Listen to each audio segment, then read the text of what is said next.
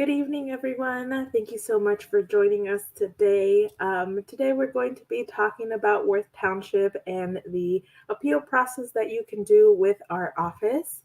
I am doing this solo today, so please make sure that you drop all of your questions in the comment section and I will answer them after that. And make sure that you are sharing this presentation with everyone that you know so that you are able to share this information with everyone. It seems like maybe we're having some trouble with Facebook, so let me just let me see. Okay, so it seems like we're having some issues on the Facebook end, but we'll make sure to upload this later on. But let's go ahead and get started. So first off, we want you to meet the assessor. So this is Cook County Assessor Fritz Kagi. And what is it that our office does? So our office sets a fair and accurate values for 1.9 million parcels of Cook County. That means that for 1.9 million homes that there are in Cook County, the assessor is the one that puts the value on the property. The value of these properties is not determined on an individual basis, but rather by a mass appraisal system. The assessor also administers property tax saving exemptions that may contribute to lowering your property tax bill. And that's actually the best way to be able to lower your property tax bill. But the things that we do not do is that we do not set tax rates and levies, as those are set by municipalities and by local taxing bodies. So the Cook County follows a triennial reassessment cycle, meaning that a determination of each property's fair market value and corresponding assessed value occurs every 3 years. So every year, 1/3 of the county is reassessed, and right now we are in the south and western suburbs of Cook County. So during a property's reassessment year, an appeal can be filed within 30 calendar days after the reassessment notice is mailed. The deadline to file an appeal is December 11, 2023. That's the deadline that you do have for Worth. So make sure that you are marking it on your calendar, making sure that you're not waiting until December 11 to be able to file that appeal. The earlier you do it, the better. So once you get that evaluation letter in the mail, we want you to take a look at the valuation report that is available on our website at the link that you see on the screen. And it's going to show tendencies, so sale trends from 2018 to 2022, and the assessor's median estimated market value of all homes throughout Worth. So for single family in Worth, homes are at a median of 233,000, condominiums are at 120,000, and multifamilies are at 307,000. But if you want to make sure you are checking up on exactly what's happening in your neighborhood, there is a neighborhood code that can be found on your reevaluation notice. Once you identify your neighborhood code, you can click on your neighborhood code and compare recent sales to the assessor's estimated property value. So you'll be able to see how many of your type of home are in your specific area and how many of those have been sold and what that median is. So you will be able to see what numbers we use to determine your market value. I'm sorry, your assessed value. But one of the biggest reasons why you guys are all here is because you are trying to file an appeal. But there are 3 common reasons a homeowner might file an appeal. The very first one is the lack of uniformity.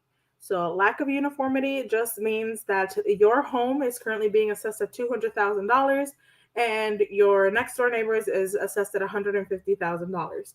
But you have the exact same home, the exact same square footage, same type of construction, same type of garage, everything about it is the same. But there is a discrepancy in the value of those homes. If they are the same, it should be valued the same. The second reason, which is the most common reason why everyone files an appeal, is overvaluation, meaning that you feel that the value that we currently put your home at is way off the mark. That if you could sell your home for that amount, you would give us the keys right now. But that's not the case. So you feel that you are being overvalued. And the last reason is incorrect property description. So the incorrect property description is when there's something factually wrong about your property. meaning the construction is incorrect, the square footage, the type of the garage, if you have a finished and unfinished basement. All of that is things that could be considered an incorrect property description. So this is an example of the residential assessment notice that you might have gotten in the mail, and if you didn't, please let us know and we'd be able to get you a copy of that. But what you should notice on here is the estimated fair market value at the top, your PIN, your neighborhood code, which again is what you can use to see the data exactly of what's happening in sales in your neighborhood, your property characteristics, and the assessed value of your home in the last 3 years. On the back of that residential notice, you will also see all of the exemptions that you have been receiving in the last couple of years. So make sure that all of those are on there correctly. If the property characteristics are incorrect, or if the estimated fair market value is significantly more than what you believe you could sell your home for, then you may consider filing an appeal. The assessed value will be reflected on your second installment property tax bill of next year. So right now, if you were to file an appeal and win, you will not see that change reflected until your second installment of next year, as we are always paying property taxes in the rear. So going over the appeal process again really quickly, you're going to receive that reassessment notice. And if you disagree with the estimated fair market value, you can file an appeal, but you must supply a reason, which if we go over the three again, is overvaluation, lack of uniformity, and incorrect property description. Then our analysts will review evidence to determine whether to change your property's assessed value and how much. An analyst then will make a decision about your appeal, either to decrease it or no change to the original assessed valuation. A good rule of thumb is if the property characteristics on the notice are correct and the estimated market value is within 10% of what you think your home is worth, then it is unlikely that an appeal would change your property's assessment. All right, for online appeals, it's super easy to do it in our office. So if you just go on our website at thecookcountyassessor.com /online-appeals, you would be able to file an appeal online with our office, and the online system will guide your filing. It'll tell you exactly what you need to fill out. If you forgot to fill out something, it will let you know. You can start a draft, you can save it, revise it, and submit it all from the comfort of your home. And you can also submit supporting documentation, which is the best thing that you can do when you are filing an appeal. So if you're telling us that a square footage is wrong, you can submit, a plot of survey. Or if you're telling us that your home hasn't been updated in a very long time, you can submit pictures, which is always things that are going to help your appeal. And as always, filing is free with our office. You never need a lawyer to be able to file an appeal with our office. And as a reminder again, Worth Township is open until December 11 to file an appeal online. So now we're going to quickly go over the steps on how to file an appeal. In order to file an appeal online, you can again go on our website, make sure that your township is open, which it is until December 11. And then you are going to click on residential or condo. So we do commercial and some other type of appeals, but right now we're going to focus on residential and condominium. And if you have filed an appeal with our office beforehand, it's likely that you already have an account, or if you filed for exemptions or recently for certificate of error, again, you may have already created an account in which you would use your login information to log back in. If not, then you would just create a new user, a new account with your email address. And this is all the available filings that will be shown on your screen. But the one that you want to make sure that you click on is either your residential appeal or your condo appeal. And then that's when you're going to click on begin filing. Here you want to search for your property by using your PIN or by your address. And then we'll find your property, and then you'll be able to click on start filing. Here, you're just indicating that this is you who is filing the appeal, and you know what it entails when you are filing an appeal with our office. And then here again, a lot of the times it's just gonna have you verify information. So this is exactly what this window is. You're gonna verify the information, make sure that the PIN and the address are on there correctly. And then here specifically is for a certificate of error. If you are trying to change something about the characteristics of your home, which isn't that common, but if you do happen to come across it, this is what it is, or if you need it, this is where you'll find it. And then here is where you would add any additional pins. Some people have more than one pin on their property, or they have an adjacent lot in which has a separate pin.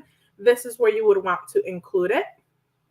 This is not where you put your comparable properties. Please do not put your comparable properties on here, as it's going to cause some problems for some other people and can slow down your appeal as well. And then again, this is verifying all the information. So it's going to ask you who is filing this appeal, and you want to make sure that you are clicking on taxpayer owner, and then that you are filling out the rest of that information on there. It'll have an option for you to select your own name, and it'll auto-populate some things, but sometimes the contact information isn't up to date, in which you would have an opportunity to update it here. And then again, you're going to select it and confirm all of your information. Here is where you want to look over your property characteristics. You want to make sure that all of it is on there correctly. It'll ask you things about age, the type of residence that it is, the use of the residence, as well as any other characteristics about the home. Then here is where you have an opportunity to tell us how much you think your home is worth. So if you're telling us that the price that we put on your home is incorrect, you have an opportunity to tell us what you think it should be at. You will also be telling us the reason why you're filing an appeal. And again, the three main reasons to file an appeal is the lack of uniformity, the overvaluation, and the incorrect property description. There are some other reasons to file an appeal, like if there was any fire damage or if it's vacant or unoccupied. All those are other reasons to file an appeal if that applies. And then once again, it's going to ask you how the property is being used. Here is where you would want to start including those comparable properties. So this is an opportunity for you to be able to search for those comparable properties. Our system does a great job at being able to find those comparable properties, but don't get too hung up on it. If you somehow get stuck, our analysts will always find those comparable properties. But the most important thing to consider when you're adding those comparable properties is making sure that you're comparing apples to apples and not oranges to apples. We want to make sure that for the most part, it is in the same neighborhood code, that it is the same class of property, has about the same square footage, and that it is about the same age as well. So we want to make sure that they're all similar and that you are adding those properties correctly. Again, here, this is where you would indicate which ones you're picking and which ones you're adding. In this example, it's just two properties. The first column is always going to be your first property, and then in the second column, it'll show all the other properties that you selected for comparables, which is a really good way to be able to make sure that you're adding appropriate comparables. And then here, this is where you want to include any other of that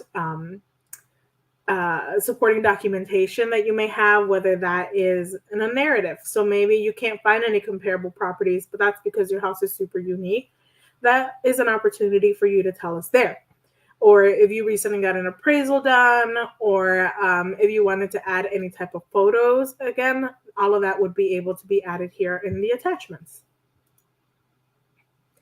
And then it's going to ask you to sign and include your phone number. And then it's going to ask you, are you sure you want to submit this filing? In which you would click yes or no. So if you feel like you need to submit more documentation, you can save it and come back to it. Or if you're completely done, this is when you would click yes, and you would be done with the appeal. You will then get this confirmation number or your filing ID. Please write this down. Make sure that you write down your filing ID number, as this is the best way to keep track of where your appeal is in the process. You can always log back into your account and see where it is. But if you ever have a question, you can always contact us with your filing ID and we'd be able to look it up a lot quicker. But your results of your appeal are always going to be mailed to your home. We want you to make sure that you go on our website and check your property's exemption history, the appeal history, your assessment history, and you can also read more about reassessments on our website. And very quickly, although this is not a exemption presentation, we do want to talk about exemptions as it is one of the best ways to be able to lower your property tax bill. The number one exemption that everyone should have is a homeowner exemption, which is given to you just for living and owning your home. The second one is the senior exemption, which is for people who are 65 years of age or older. The senior freeze exemption, which is given for those for 65 years and who have a household income of $65,000 or less. And there is also a persons with disabilities exemption. It's important to know that the homeowner exemption and the senior exemption both automatically renew. So once you initially apply to it, you won't have to ever do it again. The senior freeze exemption also used to be automatically renewed due to COVID, but that since has ended and you have to make sure that you are applying every single year. Exemption deductions only appear on the second installment property tax bill. So if you got that property tax bill and you took a look at it and you saw that you were missing some exemptions, please file for a certificate of error so that you can begin the process of getting that refund. We can go as far back as 2018 right now. So if it turns out that the exemptions weren't on there since 2018, you can still get that money back. But as always, we are always here to help. You can call us at 312-443-7550. You can connect with us on social media. You can make an appointment for in-person assistance at any of our locations in Chicago, which is at 118 North Clark Street, in Markham Courthouse, which is 16501 South Kedzie Avenue, in Skokie at 5600 West Old Orchard Road in room 149, Bridgeview at 10220 South 76th Avenue in room 205. And you can always sign up to receive email updates from our office.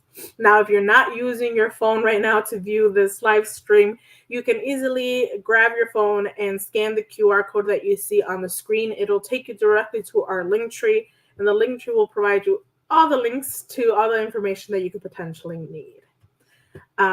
So I am going to go ahead and leave that on the screen and get to some of the questions. Let me see here. Here we go. So Dolores, thank you for joining us. Do you need specific addresses for comparable properties? You do not. So again, our system, if you leave all of the settings that are on there and then click on find comparable properties, it will find the ones that are closest to you and that are deemed the best comparable properties for you. I would still take a look at them to make sure that they're ones that you would like to use for your specific case, but you do not need specific addresses for comparable properties. And then you had a follow-up question. Can you use Zillow prices? You could potentially use that if that's the case, if you're saying that you're being overvalued, or if you are trying to make a case that, if your house is being overvalued or you're trying to find comparables for the houses that are currently being sold, you can definitely use that. It isn't always as effective as the comparable properties, though. So make sure that you are using those.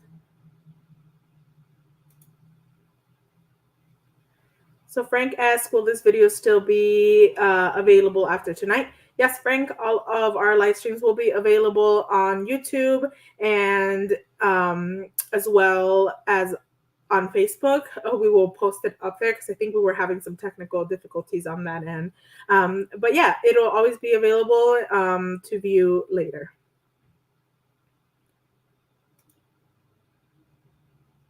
Dolores says, I didn't file for exemption because it says it's not necessary. Yeah, so it really depends on which exemption you're talking about. Again, if you are receiving the homeowner and the senior exemption, those automatically renew. So you don't have to do anything with those. But it's the other ones that don't all automatically renew. So you want to make sure that you're submitting that application. The senior freeze has to be renewed every single year because it is income based. So we have to verify your income every single year.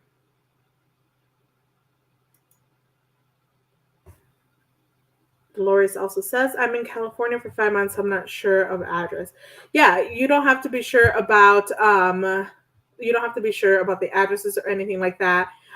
You can always look them up. I also suggest that you go on, there's a section on our website for comparable properties so that it can take you to like an intersection of a street and you can kind of look for them that way. But again, our application will help you find those comparable properties without needing any addresses. It'll use the location of your home and then find the ones closest to your home.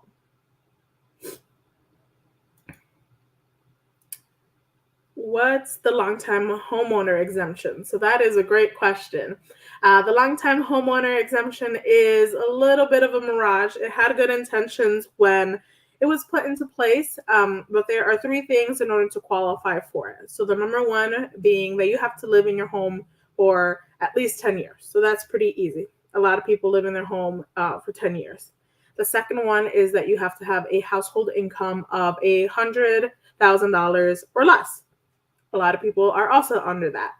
And the last one is that the value of your home needed to have a significant increase set by state legislation in order to be able to be eligible. And that last one knocks a lot of people out. Only 2% of homeowners in Cook County actually qualify for it. And if you were eligible for that exemption, you would have been mailed an application in the spring. So James says, hello, I have 2 PIN numbers showing square footage of 1,075 for each, but that doesn't match the square footage of our home. How do I correct this? That is a great question, James. So the best way to be able to do that is to file that appeal. So when you're filing that appeal, you can submit a certificate of error and have a field check request. In which you can also submit documentation like a plat of survey to be able to prove that the square footage of your home is incorrect. Or again, someone from our office would come out and see if they can remeasure that. But that's when you would need to file that appeal and tell us that the square footage is incorrect.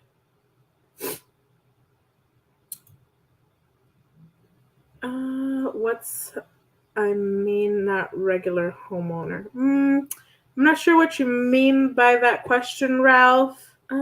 B says, can a home appraisal report be used as home value? So if you are wanting to put the appraisal report into your appeal and use that value as the value that you're indicating in your appeal, you absolutely can. So if you recently got an appraisal done and it's much lower than what we're saying on your notice, then that's where you would indicate it to us. Like, hey, they recently did an appraisal. This is how much they put the value of. This is how much I want the value of my home to be.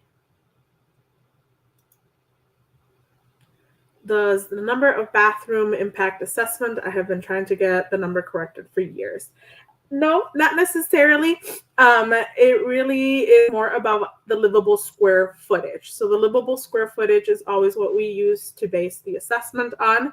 So you always want to make sure that that is correct. So you can have 10, 20, 30 bathrooms in there sometimes, and we use the livable square footage to get that correctly. But again, if you want that to be reflected accurately on there, you need to file that appeal now.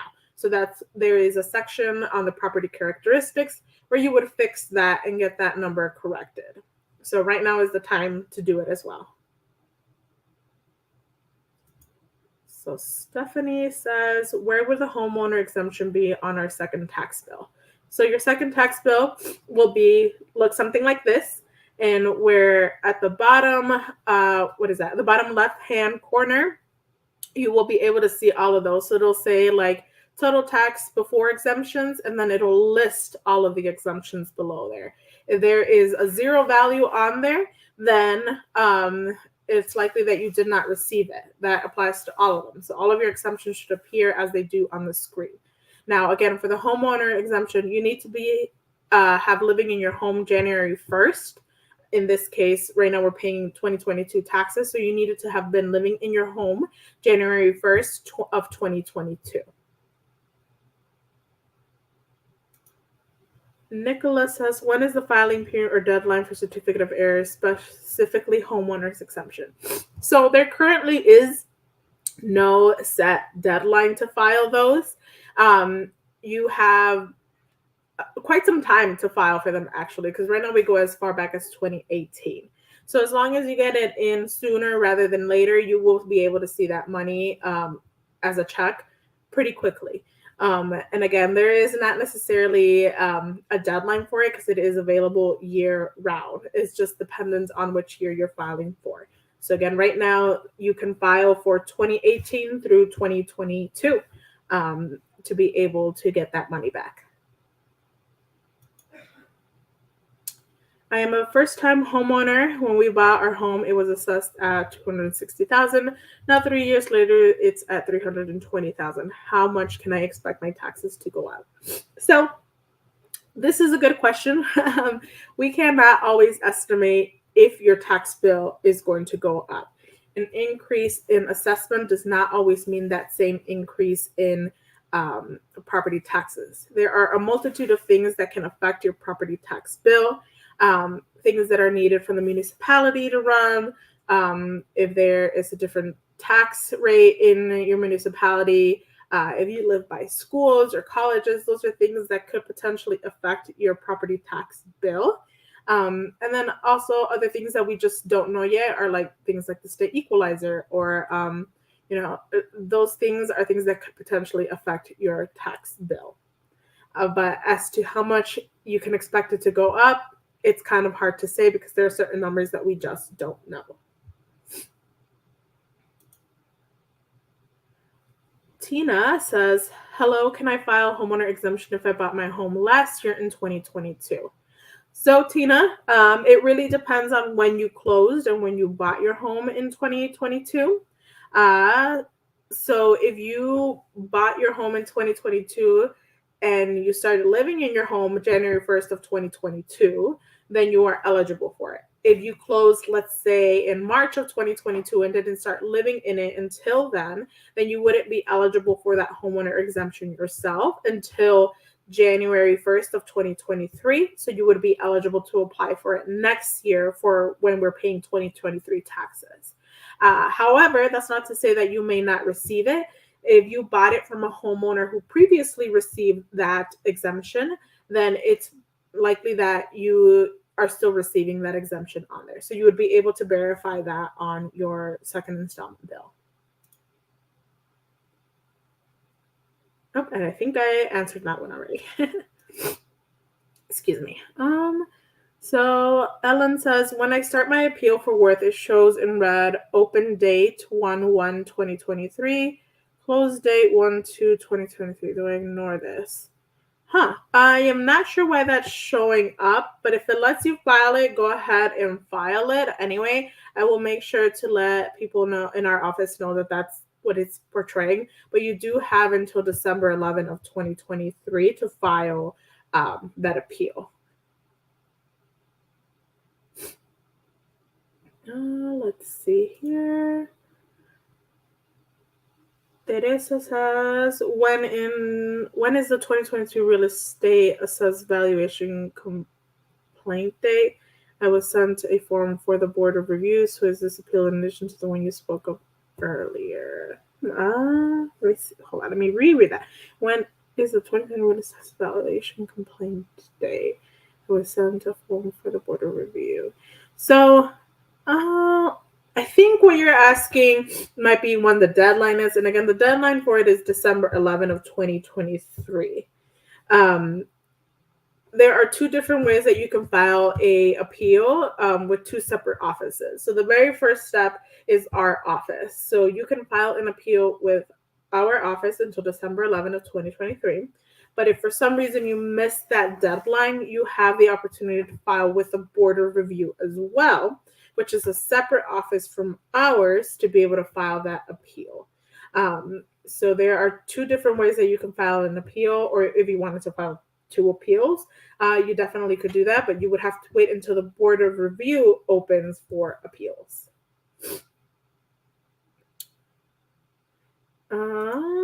I have the same message as Ellen Henry.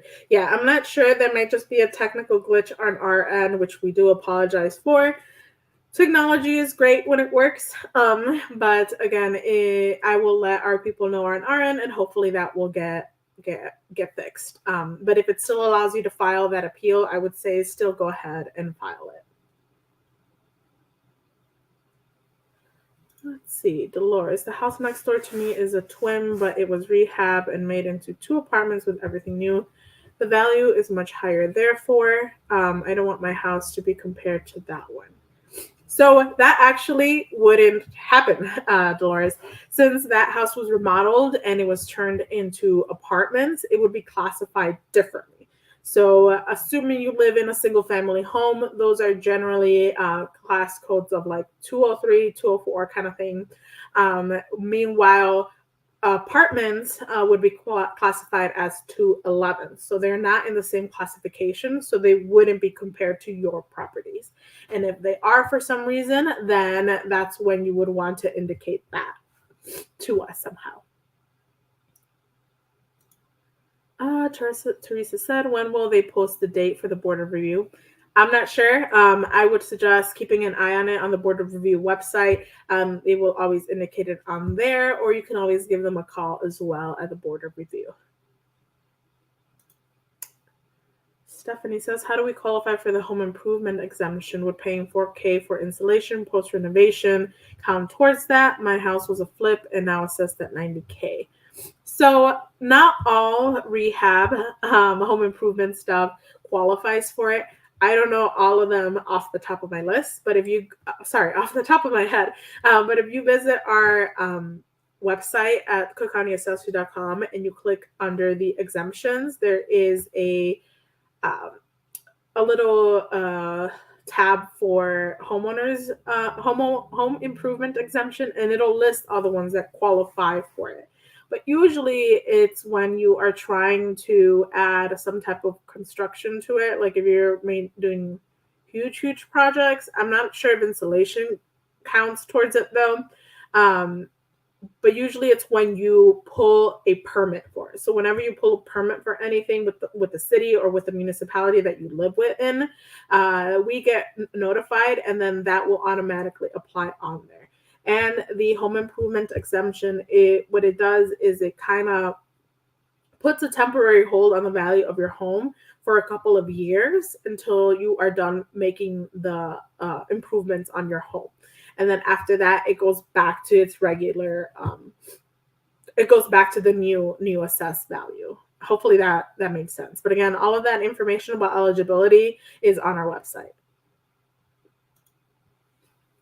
It's not legally two apartments.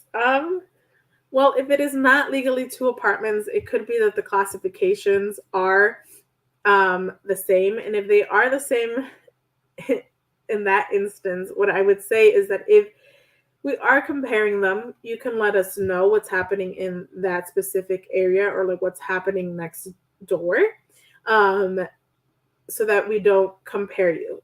And now, if your argument is that your house, for example, has not been remodeled or anything like that, then you would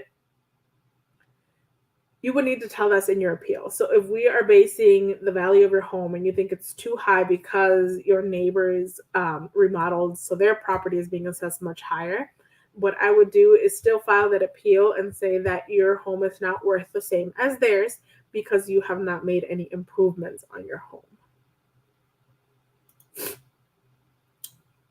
So Jean asks, does a basement square footage count towards total? So that depends on whether it is considered habitable or not. So the biggest question is, can someone live there, or is there enough space to walk around, kind of thing. If it's an unfinished or like half basement, not all of it counts towards it, but it really depends on the state of the basement. Dolores says the basement was made into separate living room, but there is only one entrance. Okay, got it. But yeah, so that's what I would do, Dolores. It's just that if you feel like the property next door is the same, but it's being valued higher, and you don't want it to affect you too much, or if we've already assessed your property too high and you think it's because of your neighbor next door, in that case, I would definitely just file that appeal and tell them that your property is not comparable because it does not have the same improvements as the home next door. Okay. Any other questions? I don't see any more. Alrighty then. But again, thank you so much for attending our workshop. If you have any other additional questions, again, all of our contact information is on the screen right now. Or you can leave them in the comments below, and someone for our office will be able to reach out to you guys. But I hope you guys have a wonderful evening. Make sure that you are staying warm because it's very cold outside. And yeah, have a great night, everyone. Thank you.